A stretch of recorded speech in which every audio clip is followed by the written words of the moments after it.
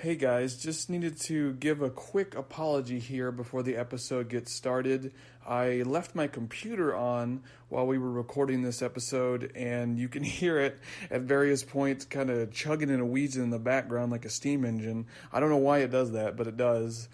So I just want to say sorry about that. Hopefully it's not too distracting, but alright, let's get on with the episode. Enjoy. Hello friends, welcome to Much Review About Nothing. Now that our childhoods have been completely ruined, it's time for us to sift through the rubble. On this podcast, we review a movie we haven't seen through cultural osmosis and what we can find on the internet.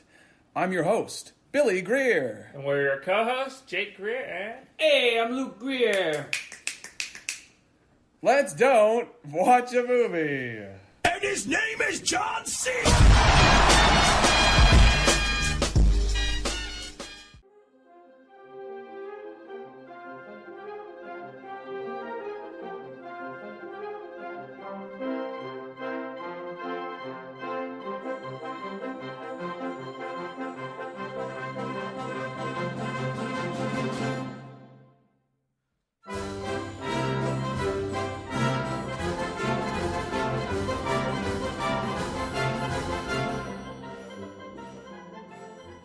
hate our audience.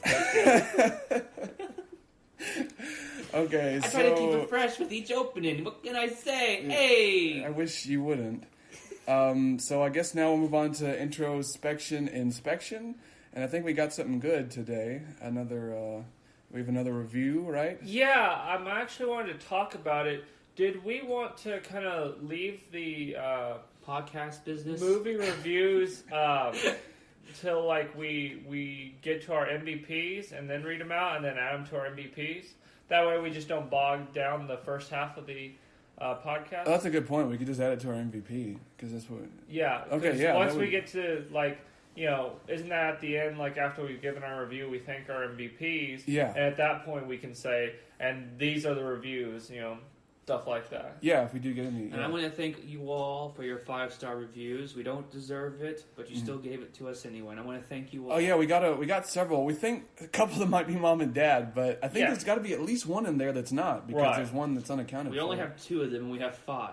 No, we have 2 reviews with ratings. Then we have 3 extra ratings without reviews. Oh, so 1. So even if mom and dad did 2 of them, that means one of them is still probably a stranger. Yep. So thank you, whoever you are, and to anyone listening, if you have the time, if you want to hit us up with another review or just give us a rating, that's also great. Just any kind of involvement would be awesome. Just to know just so that we can know you're listening.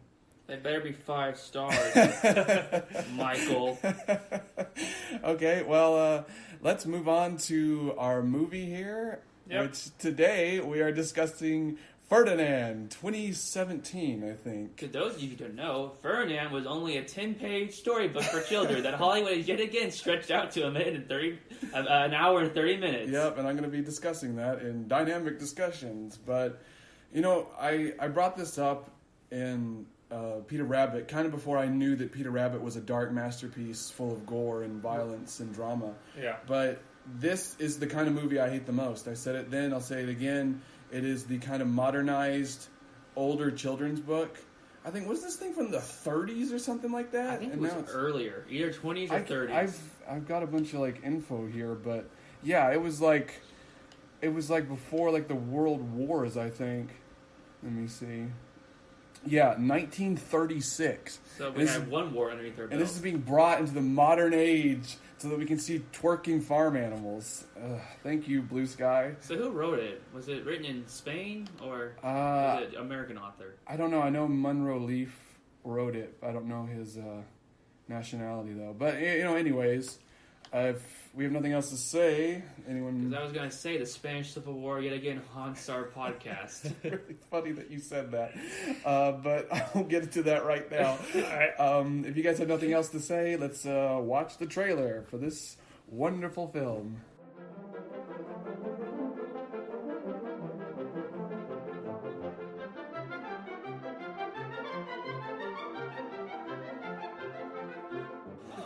Funny. What would I believe? It's too funny. No, It's Luke, so better. You will believe. You will believe Oh, that so- a bull can fight. My main Daughter problem with puppet. it is we were supposed to get Ferdinand, but I couldn't see anything. I was gonna make that same joke. No, I knew. I knew I had to get it in early. It was the most basic joke you can make. I know, it was crazy. It was like we had this trailer and this camera's following something, but there's nothing there. I couldn't figure it out. Does anyone know what we're talking about? Huh? Does anyone know what we're... Okay, you know? so John Cena says you can't see me. I don't actually know the context. Yeah, it's like his sayings, like, you can't see me. You know, and John Cena, okay. he's voicing Ferdinand the Bull. But I know, I saw that, but I it's don't... like, Uh, I was like, I have to make this joke, but Jake got it first. Yeah. We both had the same thought. Oh, yeah, man. Honestly, that wasn't... I feel like I'd seen a worse trailer of that movie, but that music they were playing, it's like... I think that was Ed Sheeran's, like, Castle on the Hill, and it's like this goofy animated bull running around Yeah, while that inspirational music is blasting in the background. he doesn't do anything besides sit in the stadium and smell the roses they throw out. That's all he does. Well, I mean, I personally don't necessarily have a problem with, like, extrapolating out a movie from a source material that's only a short amount. Like, I don't actually see a problem with that. Yeah, I mean, there's not... We're in the middle of dynamic discussion. Yeah. It's just, you know, let you guys know. Snuck up on you like John Cena. Yeah, I guess you guys can just assume that the moment the trailer ends, we've jumped full force into dynamic discussions. But, like, there's nothing inherently wrong with expanding a story like this, but the problem is when there's so little source material... You're inherently going to deviate. And you go into the whole generic, just be yourself message. Well, I think it's fine to deviate. The problem is whether you have the time and the skill to deviate properly to make a good story. But, like, we all know where this is going, basically. I mean, the problem is not the deviation. The problem is they take this in directions it should have never have gone simply because it needs to be longer. And that's kind of, you know, that leads right into this article I have where it's this interview with, I guess, the director, Carlos Saldana, and then the article is Carlos Saldana on expanding the world of Ferdinand. But they ask him in the article, says, how did Ferdinand come together? And he says, I was still working on my first, Rio. Actually, when I started to toy with the idea of telling the story of Ferdinand, I was thinking about developing a story about a bull, and Fox talked to me about the possibility of getting the rights for Ferdinand. I thought that was interesting, where, like, he was coming up with his own bull story, but the studio was literally like, you know, why don't we get this name attached? And I had always thought that's what they did, and that's clear evidence where it's like, well, we don't think we can sell this new concept, so let's go get the rights to this older story. Which is weird, because wasn't Rio kind of a new concept? Yeah, or was that's it based true. off something? And unless it's based on some book I've never heard of, but yeah, I thought Rio was technically an original story, in quotes. That happens a lot in movies and video games. Star Fox, for the GameCube, you know, the one where Fox is on the planet, he has the staff.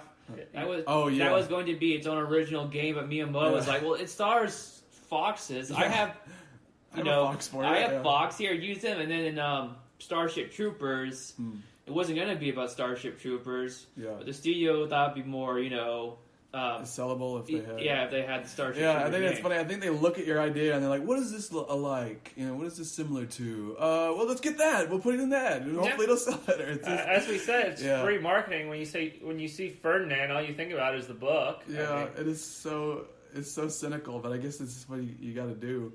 Oh yeah, and then further on it says, when they said that they might get the rights, we had a meeting with the family of the author Monroe Leaf, and they said, if you make a movie, you can have the freedom to expand it, to do whatever you want with it, as long as you keep the essence of the book. And that excited me, because my concern with the book was that it was a little bit too thin to make that small story into a bigger picture. So, really, now? You think so? Yeah, maybe that's a problem here. But Each scene is just a page of the book, basically, and it's just, you know, point by point. Yeah. Like, It's a very badly adapted anime. yeah, it's like every scene is just full of dialogue. It's kind of like a Tarantino movie where, like, literally the first act of the movie is just one scene of two people talking. You know, I mean, I kind of be down with that to a certain extent. Just Ferdinand and another cow talking to each other for a full. Or are they waxing philosophies? 'Cause Yeah, philosophical. in the original Ferdinand, he's more of an apathetic bull. Yeah, he's not really. He's inspirational in the weirdest way. Like, he just doesn't care really. Yeah, he's an apathetic bull. In this, it'd be kind of interesting to have a pacifist bull who is. he seems more. Is he more cowardly, or is he just not brave? Is that what they're getting at? Or yeah, I don't know what the dilemma is. I don't know if he's just a big pansy who likes sniffing the flowers and hates fighting. So I feel like it would be a better story if he was a pacifist. Like he actively does not want to fight, but people keep forcing him to fight. Yeah, see, that's more interesting because he goes on a hunger strike. They can delve into the philosophies of pacifism and things like that, and how it probably doesn't really work, but or doesn't work all the time depending on what you're doing. But or you could go the apathetic route, where we just have this apathetic hero, and he just walks through the movie, and he just doesn't care. I think you would get a lot of fans on the internet if you did the apathetic route. Yeah, it'd be kind of like the whole grumpy cat thing. So, do we put a con down for that? We just think he's a big pansy. Yeah, he's a big loser. Ferdinand is a big loser. He won't fight like a man. I'm young, I'm hot-blooded, I want to fight matadors. Oh! Big fans. Even though I guess that's true of the story, but we're putting it in a con. I'm saying the original, he wasn't a big pansy, he was just apathetic. I guess so. And if he was kind of just lazy. And if he was that's okay too. If he was a pacifist, then it would be interesting for his character. I feel like they should have kept that because that would really appeal to our modern generation of people that just want to hang out on the computer all day. That's what I said. Yeah, you're right. They missed their opportunity. They really did, We need more apathetic heroes in our kids' movies to exactly. show the kids this is how you should act. Yeah. Apathetic. Your parents will love it. And I guess my problem isn't necessarily expanding a shorter story. I feel like these are never true to the tone because they're not trying to be. They're always going to be these really kind of bottom of the barrel, lowest common denominator kind of movies. They're not trying to be anything more than a kids movie. Yeah. A kids movie, yes, is supposed to be for kids, so you keep it in that material line. But you can do some deep and some philosophical things. I mean, to give the kids new experiences. Like I said, a pacifist hero is an interesting hero because they have certain dilemmas and other constraints that a normal hero necessarily wouldn't have. And getting kids exposed to different ideas is always a good thing. I would say. And to look at Toy Story's Pixar. Toy Story's Pixar. No, Pixar. I'm going Toy Story. Pixar by Toy Story. Their first movie. Wow. Pixar's Toy Story. What I meant to say is a perfect example of a kids movie that has transcended. Essentially, it's a kids movie that's loved by everyone. Yeah, that's what I'm saying. Those movies, Pixar has class, and the jokes are funny, but they don't feel like they're reaching for the lowest fruit. Right. It feels like Pixar movies lift people up instead of reaching down and just giving them they always scraps. Sorry to interrupt. They always have more interesting characters and dilemmas. Woody was kind of when you look at it, he was a jerk. Yeah. He ultimately, on a whim at one point, he accidentally knocks him out the window and kind of tries to hide it and stuff like that. Yeah. And then you have more adult themes such as the death of his wife and and things like that. I was waiting for the death of Combat Carl, and it was his wife. I was like, "Woody's wife died? What happened?" That's why he was so worried. He's like, "Oh no, Combat Carl, my wife!" he gets blown up. I had a very real relationship. No, I was just thinking about the more adult themes in the Pixar movies, or not necessarily adult, but deeper themes. Can I get an F in the chat for Combat Carl? Yeah. Hashtag RIP Combat Carl.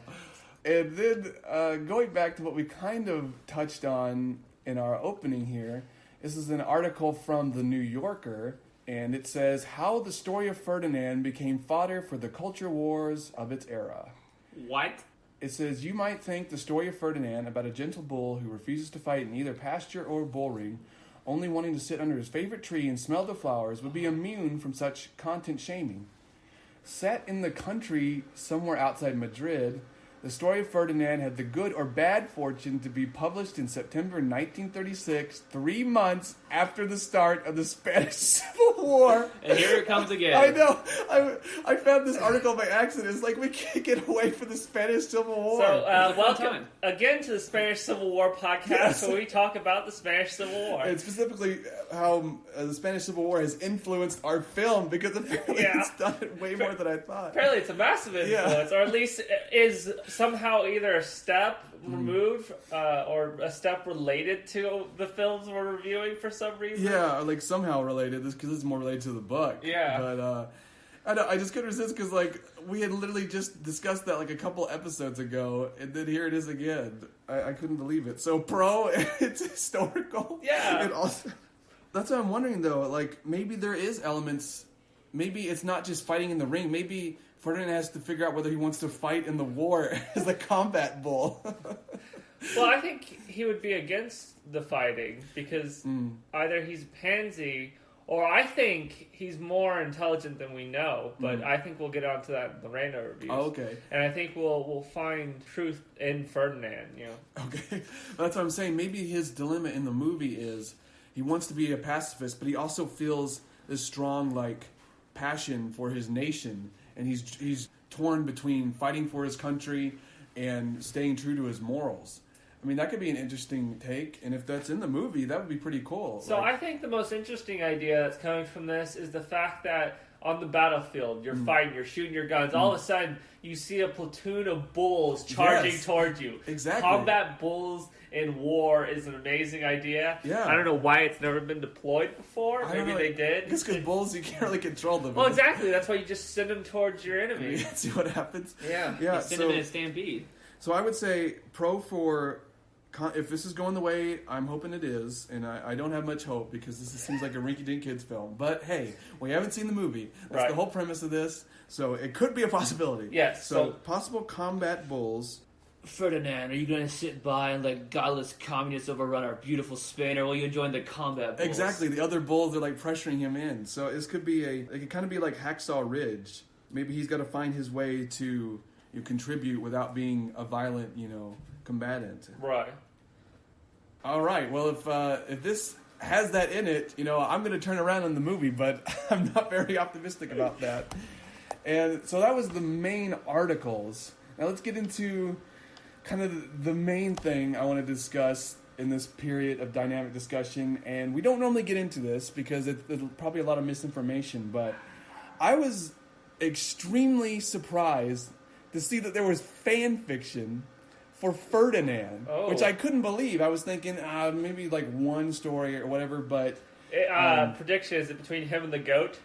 No. It's crazy where this goes. This first bit of fan fiction I found, it caught my eye because it seems to actually kind of elucidate an aspect of the movie that I kind of forgotten about until now. But I believe that like Ferdinand's dad dies in the ring when he's young, which explains why he is the way he is, I guess. Yeah. Maybe it explains like his cowardice or his fear. We'll get to that. Oh, that is in random reviews. But I thought it was funny because someone wrote this fan fiction. It's called A Father's Legend, and it's about this it's kind of this reimagining. Not a reimagining, but this touching kind of dramatic look of like his last day before he goes off to fight. And I thought that was hysterical. They mined this very dramatic and personal story out of this children's movie, but admittedly, that is a pretty dark way to start a film off. We will talk about it, definitely. Yeah. We can talk about it now because it's coming up, but people, surprisingly, when it comes to media, put a lot of effort into some of this stuff, like writing fan fiction. Yeah. I look through the random reviews, especially on IMDb. People just write essays. Just, I know. 500. We talked about the ones on Holmes and Watson, but there's more. There's some that are 4-paragraph essays basically on these movies. Yeah. It's insane. I love this passion people have for film, and I wonder if a lot of those, like we said, are people taking kind of blogs they had written and just sticking them on IMDb. Could be. That would make a lot of sense. Or maybe film students who had to write a paper anyways, just copy and paste. They submit to the professor to the IMDb. But I we had discussed fan fiction in the past. Yeah, we were thinking about a segment for the show. Maybe Luke could do it or something.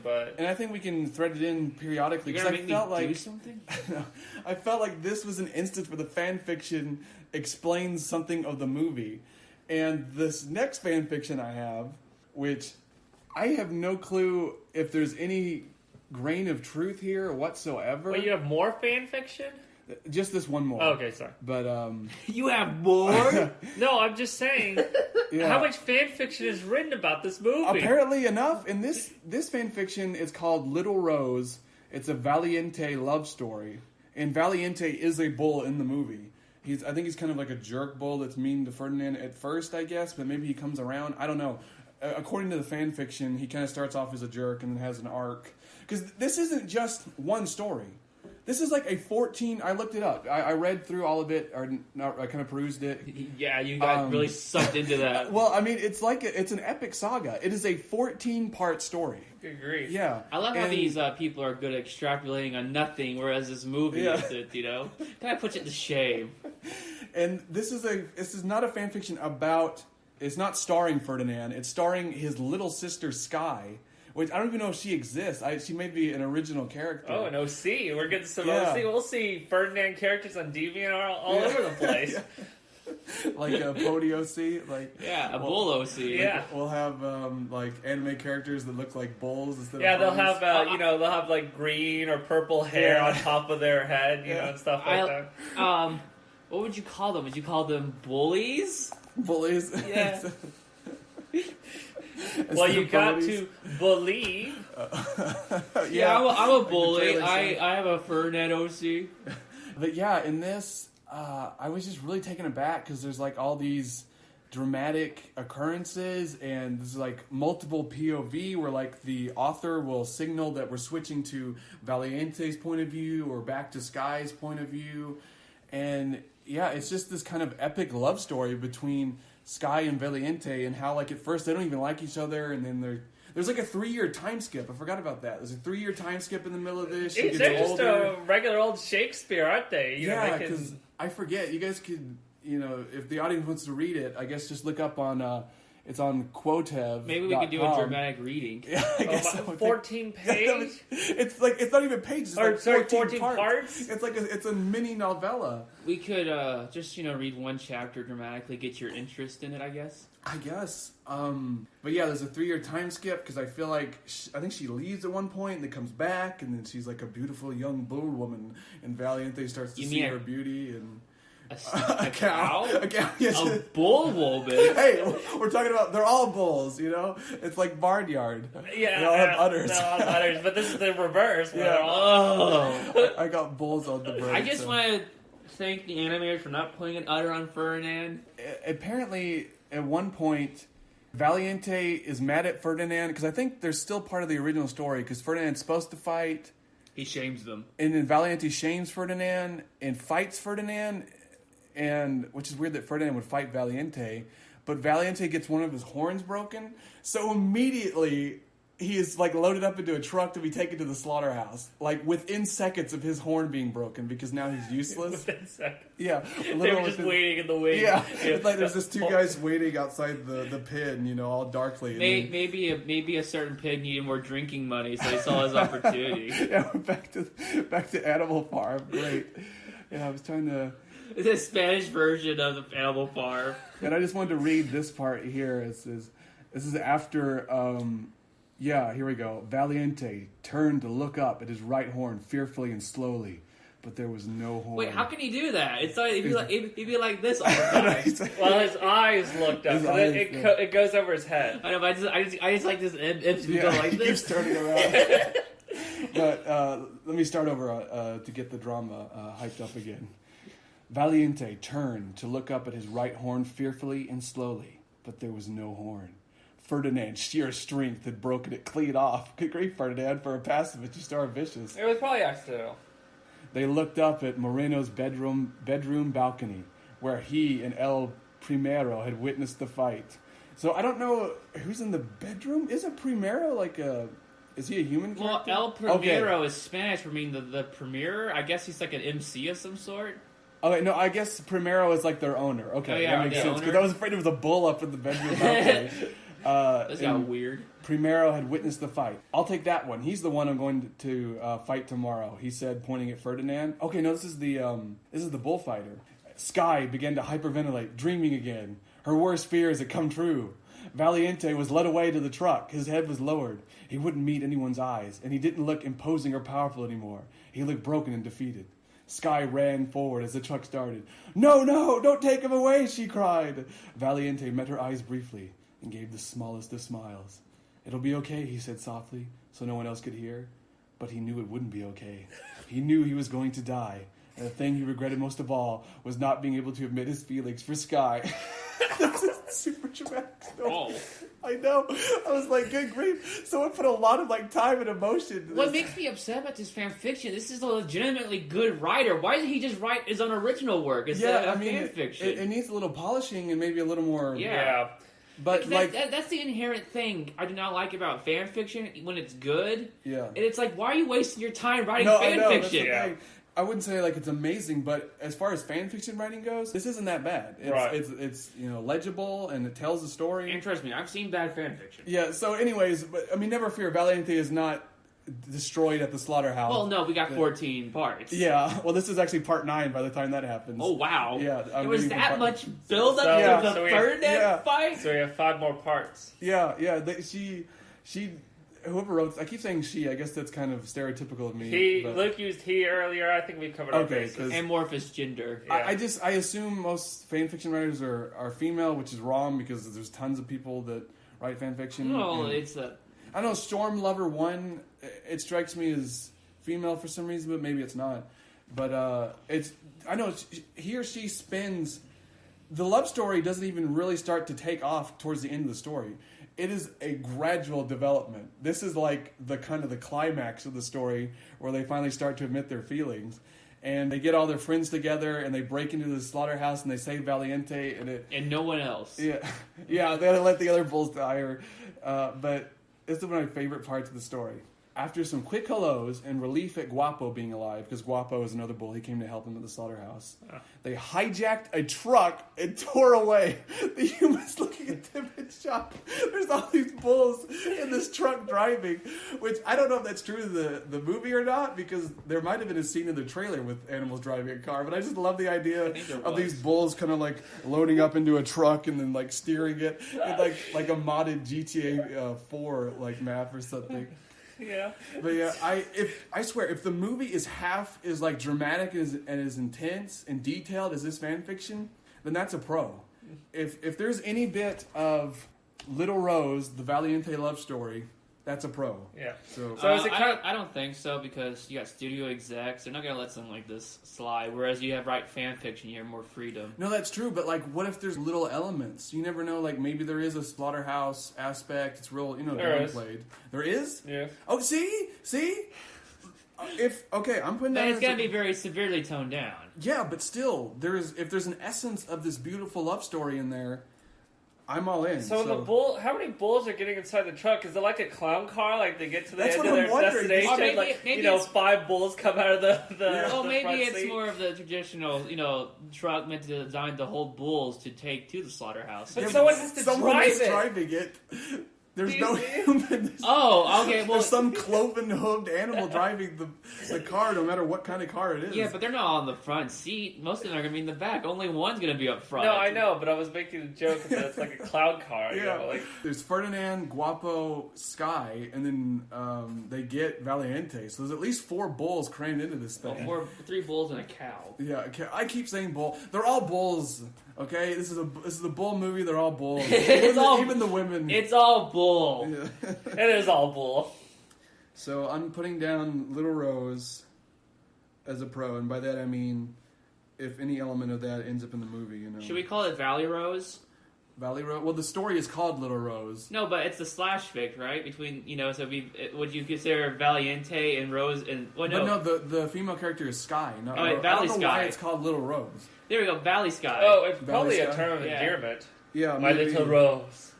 Oh, I love you so. So Valley Sky. Valley Sky.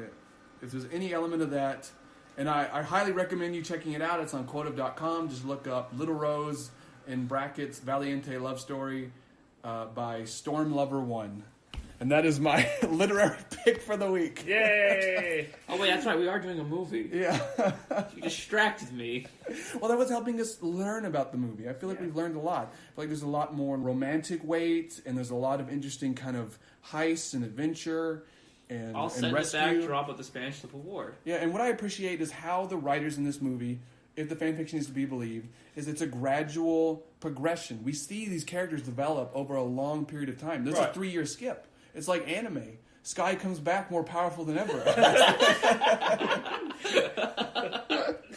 Okay, but we're mental image. But that's it for dynamic discussions. Unless you guys had anything else to say. No, I think it's time we got into rando reviews because it does help us out a lot. Yes. So we're going to start off a little bit light and then we'll get into some heavier stuff. Well, actually, we're going to start off heavy and then we'll get lighter and then heavier. Sorry. We have Mandy with an I. They say, great film. I watched it with my 4-year-old son. Disappointed, however, with the explanations I had to give my son. E.g., what happened to his daddy? Why has that man got a spear? Oh, no. I lied, of course. He's too young for the truth yet. There should be some warning that this would feature, I think. A spear? Well, if you're watching a movie about bullfighting, you have to imagine that. Wait, why is he using a spear? Matadors historically use the S-stock or other stabbing sword. She's calling it a spear because of what it looks like. Not everyone has as weird amount of knowledge as you do, Luke. Sorry. Yeah. I mean, it made more sense. He just said sword. No, she has a 4-year-old kid. Sure? She doesn't have time to be researching bullfighting. No, just say sword. They never use spears? They do. They throw these little plunger things into the bull and gradually they kill it with the sword at the end. Oh, They use that's the what spears you to meant. weaken it. Okay, Yeah. you didn't say that. You said the spear, and I'm like, well, okay. Got a spear. But, I mean, this was 2 months ago when this was written. It came out in 2017. Oh, wow, they finally got it. You could look it up, pop in print guides or literally anything. Hey, what's in this movie? You probably should if you're worried about what you're going to show your 4-year-old son. But in her defense, if you see that trailer, you're not expecting... I wasn't expecting this. It's why the fanfiction took me by surprise. You're not expecting... like his dad to be killed by a matador in the ring, and it be so obvious that your kid's asking about it. And too, if you read the book, none of that's in there. Yeah, that's they don't even show the weapons or anything like that. They just throw roses, and that's it. But so I guess the cons is it will force you to have difficult conversations with your kids. Yeah, about life and death and all that. Or really, you'll just lie to them. No, don't worry, he'll be okay. Lie to them about the true nature of blood sports. He went to a special farm far away. Yeah. Next we have Reza, and they bring up a really good point, and I think we have to put a con down. But it was good and enjoyable, especially for kids. Quite a bit of very good comedy bits was included. So I guess they didn't really see the bull death, especially for kids, Yeah, or maybe they went over their head. Maybe her kid was particularly perceptive, but this person, they just missed it entirely. Just a problem I realized was the bull's name was Ferdinand before the farmer found them, but somehow magically the girl knew his name. Oh yeah, that's in Facts and Follies as a goof. Yeah. So I think we have to put that as a con that the girl somehow knows his name magically. Or pro for psychic girl. Oh, that's true. She can speak to animals. She can speak to animals. That's it. It goes on. I guess it's alright since it's aimed for a younger audience, but still. And then it has the male sign or the Mars symbol. The one. What? At the end of her review, or its review, is but still ... space and then the male symbol or Mars symbol. Okay. The sword or the shield and the spear. Yeah. Oh, so it's like the. Okay. Just randomly. But still, is this marked? This movie is okay for boys. So I think we have to. Or it gives glory to Mars, the one true god of war and destruction. I think we have to put either one. That symbol next to the con we made. Okay. I will do that. All right. Next we have Avinash, and this is where things get interesting. It's a typical piece of master artistic film which revolve around the story of a sensible bull who see the diffract between legacy and mind consciousness Take decision on the behalf of mind.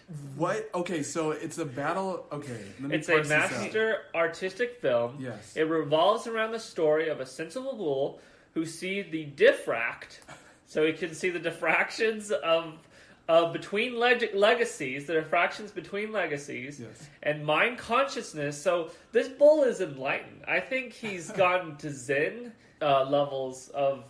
I guess he's a Buddhist. I don't know. I get the first part where it says legacy, like So misspellings aside, The if we're take assuming, decision on the behalf of mind, so mind over matter. Yeah, so if we're assuming that he is not speaking in some different like language here, and he meant to say something else, I believe he is saying that the movie is Ferdinand's battle between his legacy or who he thinks he should be and who he wants to be. You know, like it's really his pacifistic tendencies versus his legacy as a fighting bull. Well, that's what's clashing. his dad's a fighting bull, and his dad was a fighting bull before him, you know. Like Peter Rabbit, which is about the cycle of abuse. This is about the cycle of like responsibility or legacy. And I wanted to kind of bring that up. Is Ferdinand the antithesis to Peter Rabbit? For every Batman, there's a Joker. What if Ferdinand's our Batman? The only one who can counter Peter Rabbit is Ferdinand. It would make sense. The bull who is enlightened, who's a pacifist, is the exact opposite of Peter Rabbit, who is succumbed to really his bloodlust and his carnal lusts, I would say. And he just wants to kill, where Ferdinand is the higher state, and he just wants things to live. Yeah, that's what I was saying, because like as we learned about in Peter Rabbit, he was unable to break the cycle, and he just keeps being the way he is. In Ferdinand, it's literally about breaking the cycle. It is. They are two sides of the same coin. It is an ancient philosophical struggle between rabbit and bull. It's etched everywhere in grand temples. It's just like a bull and a rabbit circling each other. Whereas the rabbits want to kill the lions, the bulls say no, the lions must live. You see? It's the duality, and they clash at times, you know. Because bulls aren't vicious at all. Ferdinand's different. Remember, he's enlightened. Yes. Ferdinand has to resolve Peter Rabbit without killing him. It's a very difficult task. It's why it's a constant struggle. And it's represented in human psychology too. You got gentle giant, angry small person. You know. Yeah. But there's also that. You got bull disease and rabbit disease. I'm looking forward to this eventual sequel, kind of like King Kong versus Godzilla, Ferdinand versus Peter Rabbit. I'm looking forward to that. Well, it is part of the expanded universe. Yeah. Which is weird because Peter Rabbit is Sony and Ferdinand is Blue Sky. That can't stop them. No, I'm thinking it's kind of a joint decision to like have this crossover to get more people interested and see it. I think it'll be on the level of The Dark Knight. I think it'll be more of a psychological thriller due to their nature. Well, yeah, no, but the Dark Knight kind of is your cake and eating it too. It's got a lot of mental stuff going on, but also a lot of action. Yeah, but Ferdinand's a pacifist, so but pacifism doesn't mean inaction. Yeah. He's going to take steps that aren't harmful but are preventative of Peter Rabbit. Well, that's interesting. He's got to fight Peter Rabbit with his mind. You see, that's what I meant. But there's definitely going to be action from Peter Rabbit, like taking people out. And Peter Rabbit does a lot of mind stuff as well. I wonder if he tries to goad Ferdinand to breaking his pacifistic vows by taking his sister. And her boyfriend hostage. Yeah, like Peter Rabbit's going to kidnap Sky and Valiente probably, and say, "I'm going to make you break your one rule, Ferdinand. You can only choose one." He's trying to get him in the ring to kill a bullfighter. Yeah, that's where like the climax is. Like Peter Rabbit's up in the stands. He's got Valiente and Sky tied up, and he's like, "You got to kill that bullfighter, Ferdinand, or your sister and her boyfriend are going to get it." But Ferdinand's already plotted everything out. Yes, he's already got a plan of his own. We don't want to spoil it. It's going to come out next year, I think. And two, we don't know for sure. This is our just expert opinion on how it's most likely how it's going to play out. Right, and these ideas exist beyond the films usually. Yes. We keep writing better movies. This is just—it's kind of like how Seinfeld started off as like a podcast about, or not a podcast. The first podcast. Seinfeld started off as a TV show about how a comedian gets his jokes, and it ended up as the TV show about nothing. Yeah. Ours is a podcast about like reviewing movies we haven't seen, and it just became into like a movie idea generation podcast. Yeah, I mean that is brainstorming podcast. All right. we're back to IMDb. We have APJC. All right, well, let's try to tone the volume down. Sorry. What? Stop. It's a nice feel-good movie, and he gave it 8 out of 10 stars. If adults are going to review this movie, they should first ask what the children thought. Why some try to analyze these types of films is beyond me. It's old-style fun and happy ending we all enjoyed as kids. If you don't have any, borrow one or two.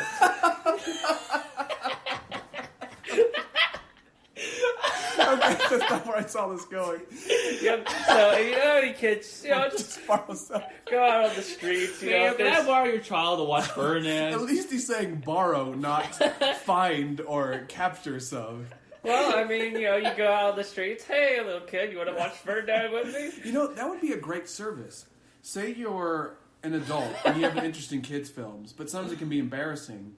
So it's a service where you go by, maybe kind of be like the Big Brother program. You hire a kid for the day so you can bring him to the theater and not feel bad about seeing a kid. You can go into Chuck E. Cheese and not be embarrassed. Like that. This is a great idea for a business. There's no way it could be abused. No, not at all. Kid rental. Well, you put a body cam on the kid, it's fine. Yeah. Kid rental program. No, you don't touch the kid. You let the kid touch you. Exactly. Yeah. Exactly. That's the number one rule.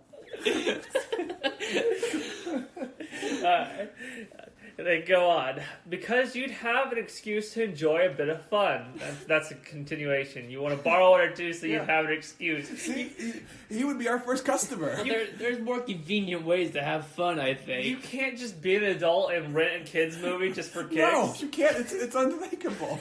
Can you imagine the looks you'll get? The privacy of your own home. No, people. Someone would know. iTunes would know. This was in March 15, 2018 that he wrote this. A year after. So borrowing a child is irrelevant at this point. Well, he probably brought a kid over. He's like, "Hey, come over. We'll watch Ferdinand." Okay, I can't watch this. All right, this is really why I picked this review. Okay. The last sentence. Don't want to bring up any religious connotations, but I did fall in love with a goat. What religion do you fall in love with a goat? I don't know. I think he means like... Okay, hold on. Before we go on, we're probably going to cut out what we say next. Okay, here's what it's talking about. Like, are you sure about that? I don't know. Like, I think he's talking more like how bestiality is a sin and he's a way to offend any religious viewers. Okay, we're gonna cut out what I said because I am merely extrapolating. But yeah, I don't know what they mean by that. I just thought it was hilarious. Okay, so is that a pro or con that you'll fall in love with a goat? No. Well, we'll wait on that, and I'll tell you why because I have another review. So what was that last sentence again? I'm still trying to wrap my head around it. I don't want to bring up any religious connotations, but I did fall in love with a goat. Oh, maybe I don't understand that at all. It doesn't make any sense. No, it really doesn't. Like, even in Satanism, the goat is just a symbol for Satan. I thought this guy was weird at borrowed children, but then I'm in love with a goat. This guy, who was this? You want to watch this movie, child, with me and my girlfriend goat? APJC. APJC? All together, yeah. Episode MVP? Sure. He's an odd man. Or maybe episode degenerate. We put him in a Oh, yeah, I was wondering if we wanted a... episode degenerate. Well, it was the borrowed children and he fell in love with a goat. I guess we could call it episode degenerate. I was going to think box of shame, but I kind of like episode degenerate. Well, that'll be the subtitle here. Episode degenerate, so we have a new thing. Box of shame. It's when you really say stupid or depraved things, get you put in there. It's like and APJC was his or her name. Yeah, APJC. It's like in Battle Angel, Yeah. All right, so this is related to the goat. We have premixed with two X's. So premixed with two X's. What's the goat that people find? I don't know. All right, 6 out of 10. Kate McKinnon is no Dory. Kate McKinnon. Okay. McKinnon, excuse me. All right, 6 out of 10.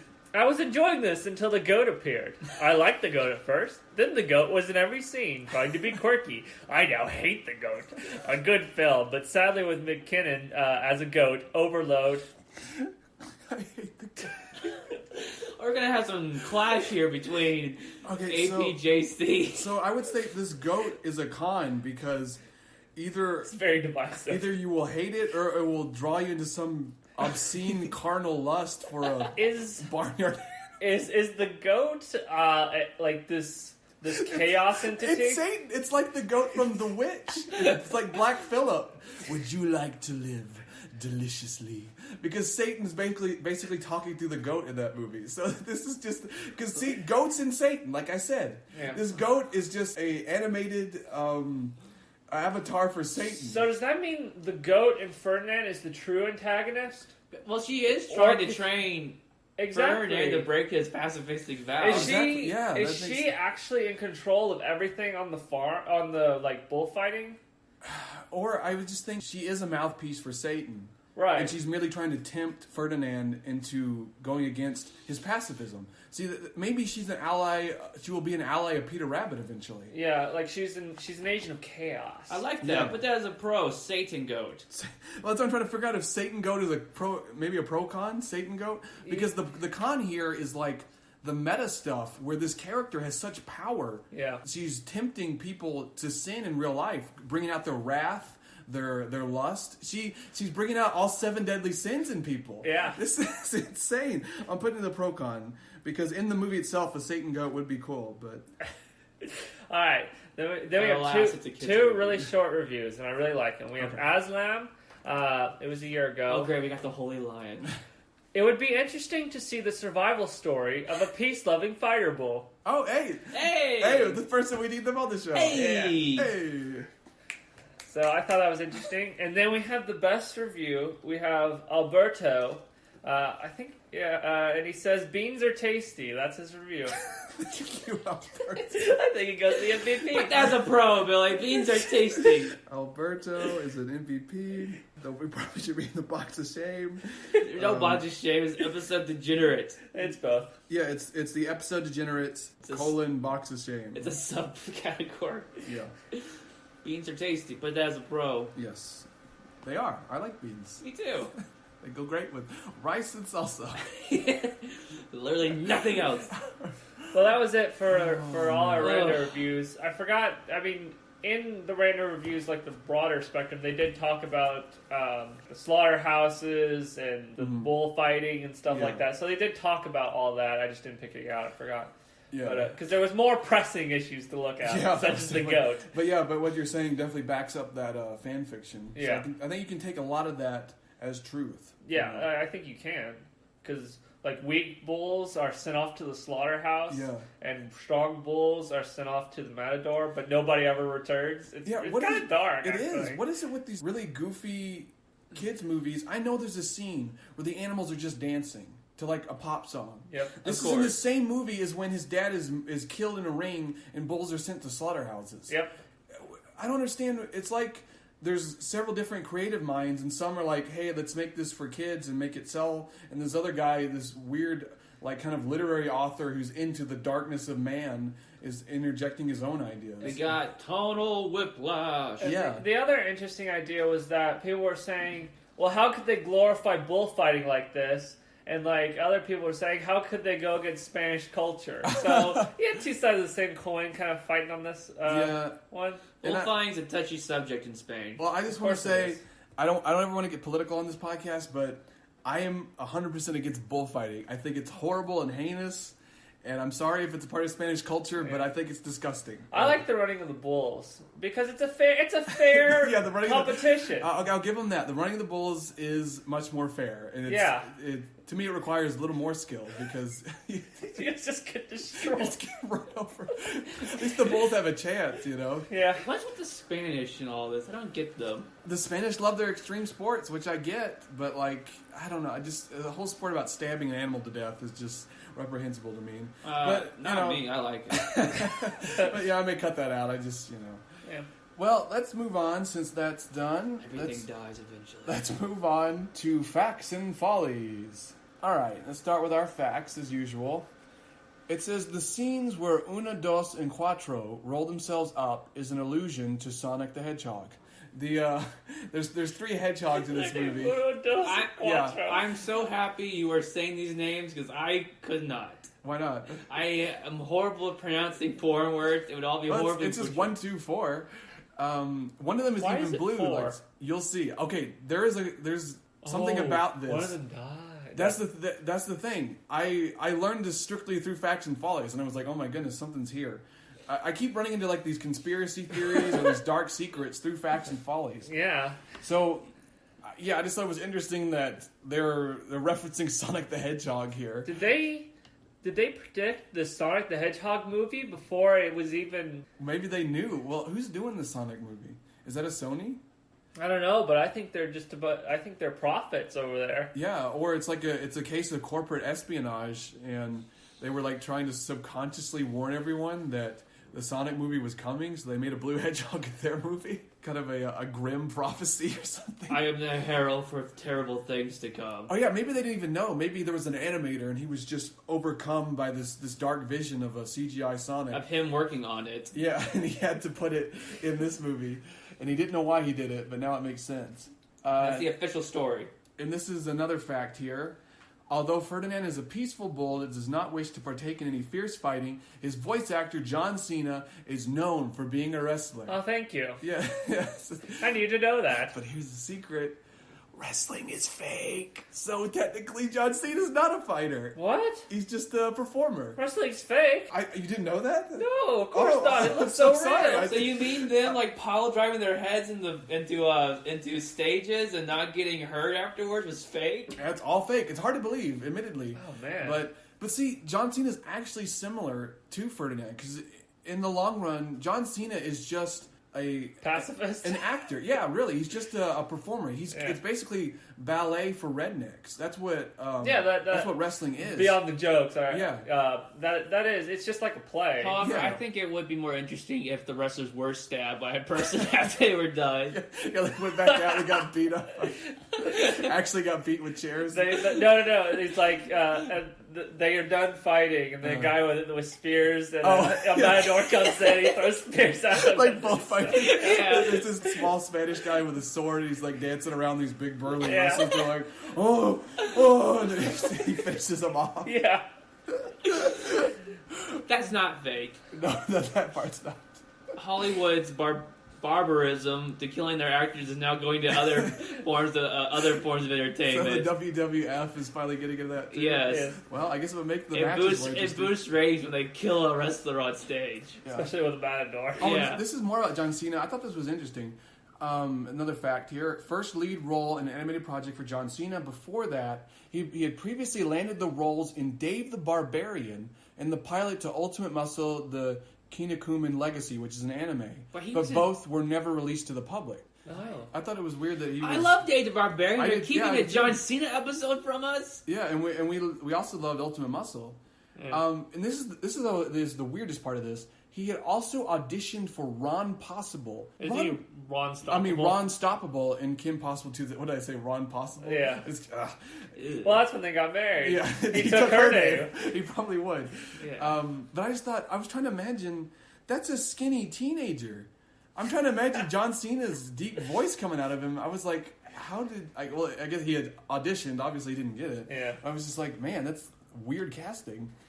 Okay, so back to the hedgehogs. The hedgehogs are named Uno, Dos, and Cuatro. In English, this translates to 1, 2, and 4. This is why Ferdinand asked about Trace, since the name translates to the number 3. Okay, so this is when my mind starts, going like, okay, so he asked about Trace. Where is he? And I think further on, okay, yes. And then we're on to Follies now.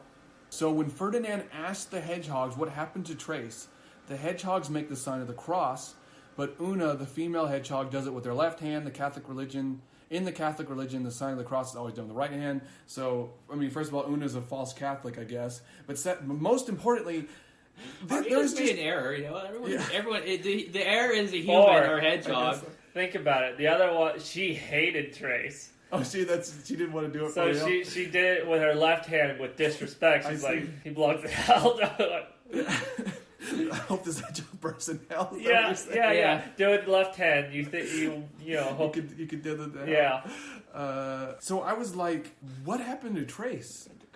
Where does this story lead? Where's the truth here? Why has this hedgehog been killed? And I think the reason it was killed so they could have a funny joke, so they have Well, 1, that's 2, what I'm and saying, 4 like- instead of 1, 2, 3, 4. that is an insanely dark joke. Just the fact that They could have just called him Uno Dos Tres, but it's what we have here is the first steps towards Ferdinand versus Peter Rabbit. Think about it. What, did Peter Rabbit take out Trace? Peter Rabbit took out that Trace. Makes sense. I think Trace was an ally of Ferdinand. Think about it. Ferdinand probably will come to know about Peter Rabbit before they fight.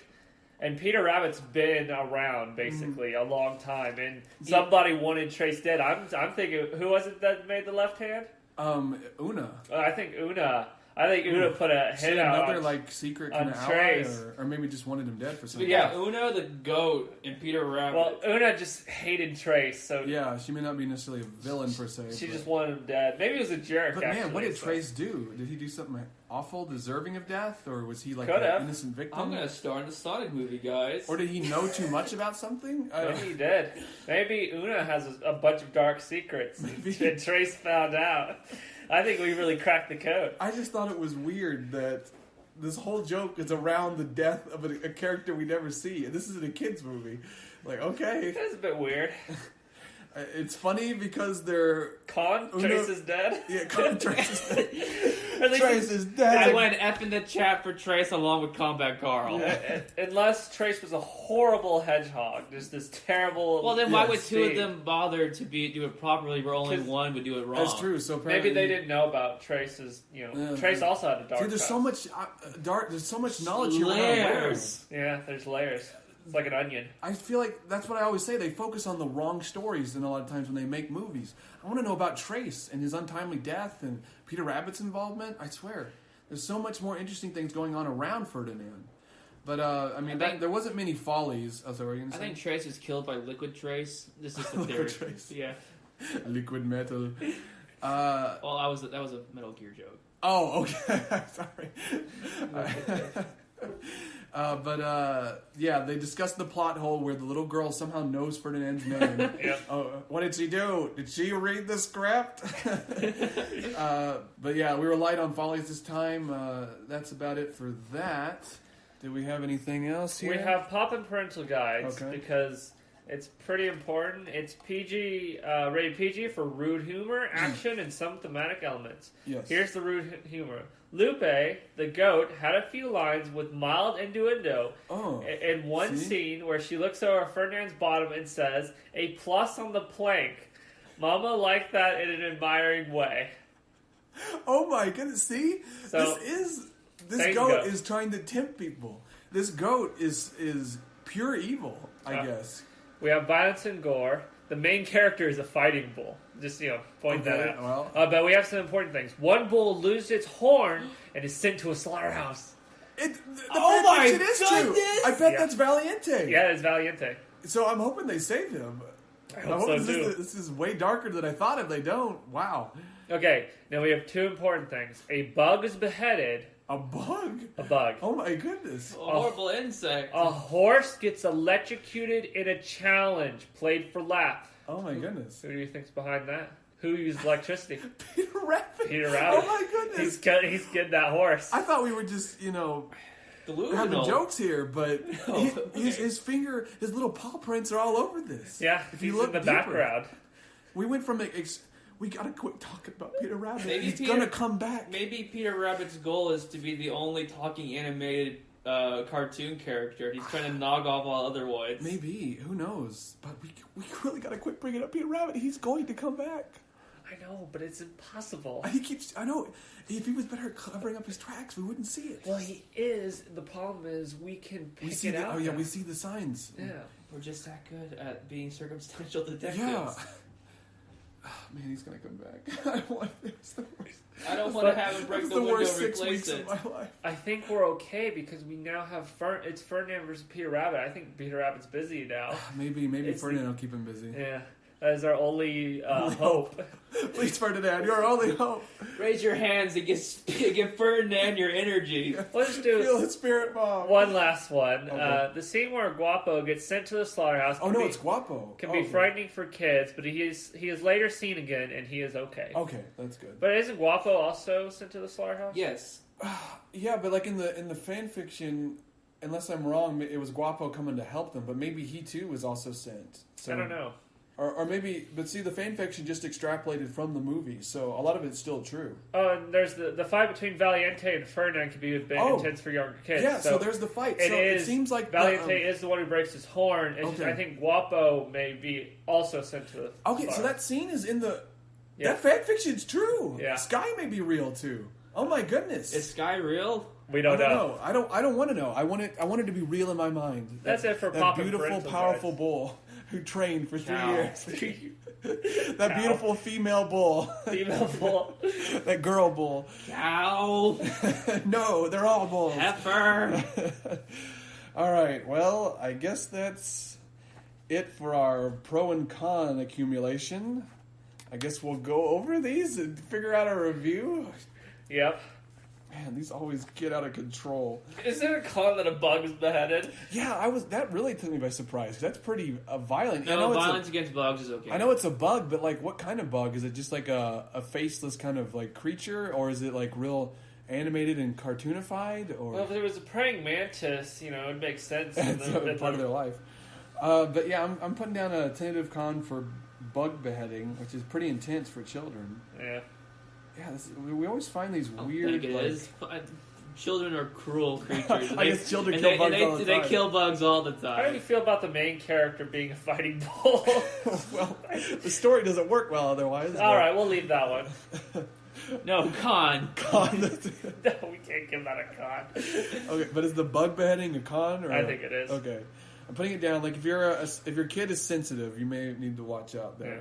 You may have to explain some difficult things that bugs are. Well, this might be a from perfect time to time. opportunity to talk to some heavier things about your kid. You can be like, hey, you guys want to watch Ferdinand? Yeah. And you watch Ferdinand, and they're all like, well, what's going on? And then you just lay it on them. Like, Yes. gotcha. We're doing this You're all gonna the time. die. Yeah. That's all you say. You're gonna die. Death comes to us all, little one. When we hire exterminators, outside all it is bugs being beheaded and murdered outside our house. It's horrible. All right, well, let's get into our pros and cons and find out what our review is. Are you sure about that? Well, that's getting cut out. Holy cow. Okay. Cut it out. The cons. Shut it down. All right, the cons. Ferdinand is a big pansy. Well, we kind of got against that. He's not necessarily a big pansy. He's still a pansy. He's a pacifist. Yeah. He's still a pansy. No, there's a difference. Being a pansy and being pacifist are way different. Yeah. One is you're too afraid to fight. One is you choose not to fight. Yeah, but at heart, aren't all pacifist pansies? They are. Shouldn't they be real men and kill something? All right, we'll leave it. I don't know. It may not be true anymore, but cons, it'll force you to have difficult conversations with your kids. A lot of them. Next, Trace is dead, which may be good or bad. We don't know if he was a good hedgehog. I think he was pure evil. Pure evil hedgehog. Maybe, yeah. It's up in the air. We'll put him alongside Mike. R.I.P. Mike. R.I.P. Sterling K. Brown. R.I.P. Trace. R.I.P. Sam Neill. A victim of Peter Rabbit. Yes. R.I.P. Combat Carl. And then our final con is the bug beheading. Yeah. Which that ties into the difficult conversations. And our pros are, it's historical. It references the Spanish Civil War yet again. There are combat bulls, which is a weird pro for us to have because we don't like the fact that Ferdinand is a fighting bull. But hey, we're nothing if not inconsistent. No, they're not dying senseless deaths. They're dying senseless Oh yeah, deaths for their country. The combat bulls was about war. Yes, but it's just the same thing. No, don't think about it. Keep going. This is a story of pacifism in war, so it's got a lot going on the surface, potentially. I like the concept of combat bulls. Maybe that's why we gave it a pro. Yeah, I mean, that is. But if we like combat bulls, you think we'd like fighting bulls. No, different thing. Well, no, Ferdinand being a fighting bull. Okay, that's what we don't like. There's many layers about this. No one really cares, so I don't think we should as well. Why do we even have a list? And then we have a pro for Little Rose, the Valley/Sky fic. Valley Sky fic. And a lot of those elements are evidently in the movie. So this fan fiction, you could read this as supplementary material. And it's like the appendixes of the Lord of the Rings books. Yeah, it's like Silmarillion. Extended lore. Yes. And then we're excited about, because the movie kind of hints at a future sequel where Ferdinand fights Peter Rabbit. And this movie also gave us the idea for a kid rental program so you can see children's movies and not feel bad. Yeah. Or go to any other place where children are expected for full grown Yeah, adults I mean, aren't. like, if you go see a movie in a mall, they have those play areas All you gotta do is lure a kid out of the play area and take him into the theater with you. I mean, it's super easy. No, please don't do that. Please use the rental service. Yeah. Well, just ask their parents first. Obviously, get okay with them if you're gonna abduct them. Yeah, but you used the wrong words there. What? No. Lure them. Yeah. Well, I mean, any way you can. Obviously, the best scenario here would be to ask their parents, hey, can I borrow your kid? But the parents may not be near there. You got to get a kid any way you can. Use candy, speak nice. If you can get them over the wall of the playpen, it's fair game. That's the rules. Just remember, it's always good to wear like a hat and sunglasses, Yeah. Maybe a little mask or something. Yeah, a trench coat. Yeah. You got to dress the part. Yeah. Kids like trench coats, so you'll be more likely to lure them over. Yeah. Okay, so, and our final pro is beans are tasty. What did you guys just say? Hey, I said nothing bad. I was describing clothes and talking to children, which is a wholesome thing to do. Yeah, it is. But yes, beans are tasty. That's an Beans important are pro. tasty. So, and then finally here we have pro cons this time. It could be a pro or con, but the little girl knew Ferdinand's name. So that could be a con because it's an inherent problem in the script, or it could be a pro because we have a psychic girl in this movie. Yeah. And there's all kind of possibilities there. Maybe she can she can read the mind of the matador and tell Ferdinand what to do. Like dodge this way, dodge that way. There's all kinds of possibilities here. Yeah. And the ultimate pro-con, which to me it's more just a con, but there is a Satan goat in this movie. Yeah. And the pro here is that in the movie it seems like a cool concept. That the Satan goat is trying to tempt Ferdinand, and it adds to his battle of trying to be true to his pacifism. But the con here is this goat that's ostensibly animated is causing viewers to sin, like Satan, tempting them. She's causing Ferdinand to sin. This is a very risque goat. It is, yeah. That's what I'm saying. It just all keeps adding up. Like she made that one guy lustful. Yeah. She made another person wrathful. I guess if we kept reading through, we'd probably see more about she made someone lazy or she made someone greedy for money. It just, I don't know how far this goes. There's so many angles. She made here. the slaughterhouse people greedy for more money to have some prime bull meat, Yeah, in the movie itself, and I'm talking about in the audience. Maybe this, this guy, he never thought about money in his life, and then the goat said something, and then he became exceedingly desperate for filthy lucre. I mean, we'd have to investigate, but I don't want to get any deeper into this. We're already probably... Look at all those parents and their children able to watch movies and go to Chuck E. Cheese. You need children, too. Yeah, what is she part of that? Envy. Yeah. Oh, envy, yeah. She makes you envious that you don't have kids to bring to movies. Okay, so with all that in mind, we somehow have to review this. Well, I know what I'm going to give it. Oh, do you? Yes. Okay. I'm going to give it a 92. A 92? Because I need Ferdinand to be stronger than Peter Rabbit. I gave Peter Rabbit a 91. I have to give Ferdinand a 92. Makes sense. You guys can be different. That's fine. Mm. But to me, I have to bank my hopes on Ferdinand. Yeah. He's the only one who can save us. I don't even know what to do here. I'm going to go with 50 because I hate the tonal whiplash, but I like everything else about it. Yeah, I like the dark undertones, but to me it doesn't go enough. Yeah, I'm just afraid that it's got all these cool ideas, but ultimately it's just a dumb kids flick. Yeah. And when I say that, I don't mean that all kids films are dumb or should be. I just mean that that's how they're treated, or that's how they're designed. That there's not much thought put into them overall. Oh, man, I'm really excited at the fact that fan fiction, because I got into that fan fiction just perusing it. Yeah, I get that. So I'm kind of excited that the fan fiction, it follows the the Peter fan fiction. Rabbit angles, all of it. The goat, good or bad? Yeah, I think. And beans are tasty. They're really tasty.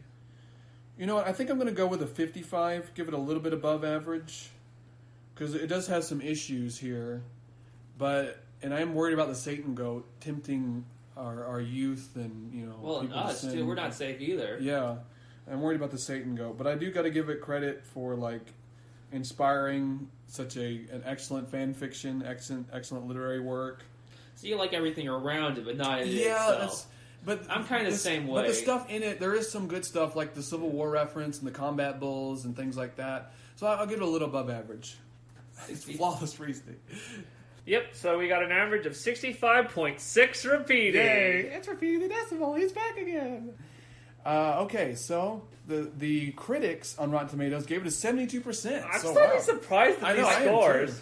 And the audience gave it a 50%. Hey! So are they close? I guess they're closer to us than, or who's closer here? It might have been kind of a split almost, but I feel like me and Luke were on the side of the audience here. The critics are closer by 7%. Oh, really? Wow. Okay. Critics win. So the critics win. The audience was 15% away. But I'm going to give the audience throw them a little bit of a bone here because they were close to me and Luke's score. That was perfect. Yeah, Luke got it, nailed it on the audiences. All right, well, I guess that's it then. Yep. We've gone through Ferdinand and uncovered a lot more than I expected. The MVPs in the review as well. That was the last Oh, yeah. Let's go over... I wonder if we should... let's give our ending spiel first, then we'll do the episode MVP this time. Like always, if you want to get in touch with us, you can email us at muchreviewan@gmail.com. And on Twitter, we are at muchreviewan. And you can also follow me on Twitter, Billy, at BD_gruesome. You guys need to get some social media and start interacting with our legions of fans here. Maybe later. Before we finish, this brought up a good point. Mm-hmm. Did this movie slap? Oh, yeah. Or does it deserve a lime? I don't know. I thought limes were good. Limes are good. Limes are good. Movie slapping's good. Did it slap a lime or not? Well, I think a lime is a higher reward than slapping. So slapping is kind of... I would say that... The movie slapped but didn't deserve a lime? Yeah, I would give it half a slap. We'll give it half a slap and maybe... but I think a lime is too good for it. A slap is a slap. You can't have half a slap. All right, well then it's slap. We'll give it a slap. A tenuous slap. I don't feel comfortable giving it a full slap. Like this. Yeah, like a golf clap of a slap. Yes. But definitely not a lime. A lime is like an A+, and maybe a slap a durian? is like a B. I'll give it a durian at the least, but not a lime. Durian. Yeah. All right, sorry to interrupt that. Oh no, that's very important. Please review and rate. We've had a lot of people interacting recently. We'd love to see more. Always want to see more. Yeah. Definitely tell your friends about us. But just thanks for listening, and I hope you keep on downloading our episodes. So let's get on to the episode MVP list, and we want to thank Alberto for saying that beans are tasty. He said what we all wanted to say. Yes, he's speaking truth to power here. And the critics won this time, although we also want to thank the audiences. Well, not thank them, but give them credit for getting close to me and Luke's review, especially Luke getting right on the money with them. And we also want to have a dubious shout out to our episode degenerates in the box of shame. And our leading man here is APJC, who wants to borrow children and likes to go to a bit too much. Yep. But APJC is just... He's sinful like all of us. He's flawed. He's he's a simulacrum for mankind as a whole. He's really sinful though. That's why he's in the box of shame, and that's why we put him over there in the corner. That's I guess that's true. I'm sorry, APJC. You're too depraved even for us. All right, and the last MVP we have is ADAC for this episode. Yes. He says hilarious. Gave us 5 stars. The idea of reviewing movies without ever actually seeing the movie is a fantastic concept, and these guys pull it off well. I highly recommend listening to this if you are a fan of comedy and movie and other podcasts like The Flophouse. This podcast really slaps. Yeah, I love that. And it's ADAC or A? Yeah, AEYDAK. Okay, ADAC. Well, thank you so much, ADAC. Yeah. That really made our day when we saw it. Yeah. And it sounds like coming from the Odyssey or like Ajax or what? A little bit, but like the Iliad or Odyssey. I can just see it. Yeah, him the warrior ADAC. Oh, yeah, it's a good name. He's on our ship of heroes. I would say. Yeah, he's on our ship of heroes. Yeah, we're really appreciative of that, and we want to encourage everyone else to leave reviews as well. It could be anything. Just say beans are tasty. Yeah, that'd actually be preferable. Yeah. Beans are tasty. All right, that's been it from us here at Much Review About Nothing. I've been your host, Billy Greer. I've been Jake Greer. And I've been Luke Greer. Okay, I don't know why he keeps doing that, but bye, everyone. Bye. Bye.